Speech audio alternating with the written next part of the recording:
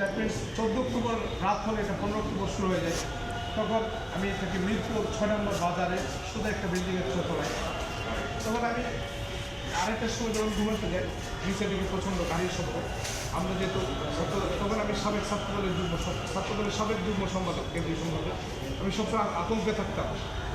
কারণ এর কিছুদিন পূর্বে আমি USMBCতে গিয়ে আমি ঘুমের বর্ণনাটা দিয়ে এসেছিলাম এবং বিভিন্ন মানবাধিকার কর্মীদের সাথে আমি সাক্ষাৎকার দিয়েছিলাম। এদের ধারাবাহিকতার যখন আমি 2022 সালের 15 অক্টোবর মানে 14 অক্টোবর দিবাগত রাতে 15 অক্টোবর শুরু দেখলাম আমার বাসার নিচে পুলিশের গাড়ি একটা আসলো। আমি দেখলাম পুরো গলি পশ্চিম পাশে গলি, পূর্ব পাশে একটা CTDCর একটা গাড়ি, পশ্চিম পাশে একটা পুলিশের গাড়ি। আমি অবজার্ভ করতে থাকলাম। কিছুক্ষণ পর দেখি CTDCর গাড়ি থেকে কিছু লোক বের হয়ে একটা ফাইল বোমা, অর্থাৎ লম্বা সাদা বস্তু হ্যাবিট নিয়ে আসার পর তারা একটি গলির মাঝখানে কিছু ইট সন্নিবেশিত করে একটার উপর একটু দিয়ে ঠিক ওই জায়গায় ওরা বোমটা রাখলো। কেউ দূরে গিয়ে রিমোট দিয়ে বোমটা বাস করলো। তখন আমি এই ছবিগুলো ধারণ করছিলাম। ছবিগুলো ধারণ করে আমি বিভিন্ন মানবাধিকার সোশ্যাল মিডিয়া থেকে বিশ্ব অনেক ইনফ্লুয়েন্সারদের কাছে, ইভেন স্টেট ডিপার্টমেন্ট এবং USMBC মানবাধিকার অফিসের মধ্যে পাঠিয়েছিলাম।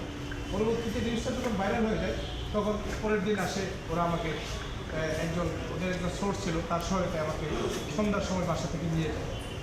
বাসা থেকে নিয়ে তারা আমাকে হ্যান্ডকাপ করিয়ে চেয়ারের সাথে বাঁধিয়ে রাখে, মারধর করে প্রচণ্ড। এটা ছিল CTDC নিয়ে গেল। CTDC ওরা আমাকে প্রথমে চাঁদতলায় নিয়ে যায়। তারা তখন চোখ বাঁধাতে জাস্ট হ্যান্ডকাপ করে আসে। ওরা বারবার জিজ্ঞেস করতেছিল মানে আমি আসলে কী করি, আমি যেহেতু ওদেরকে ওরা জঙ্গিবাদের নাটক উন্মোচন করছে বলে এরকম নিউজ আসছে, বিভিন্ন পত্রিকা লেখালেখি আসছে, তখন তারা মনে করছিল যে আমি কোনো জঙ্গি কিনা। তারা সবসময় ট্রাই করছিল আমি জঙ্গিবাদের সাথে সম্পৃক্ত কিনা। তারা আমার বাড়িতে পুলিশ থানায় খোঁজখবর নিচ্ছিল।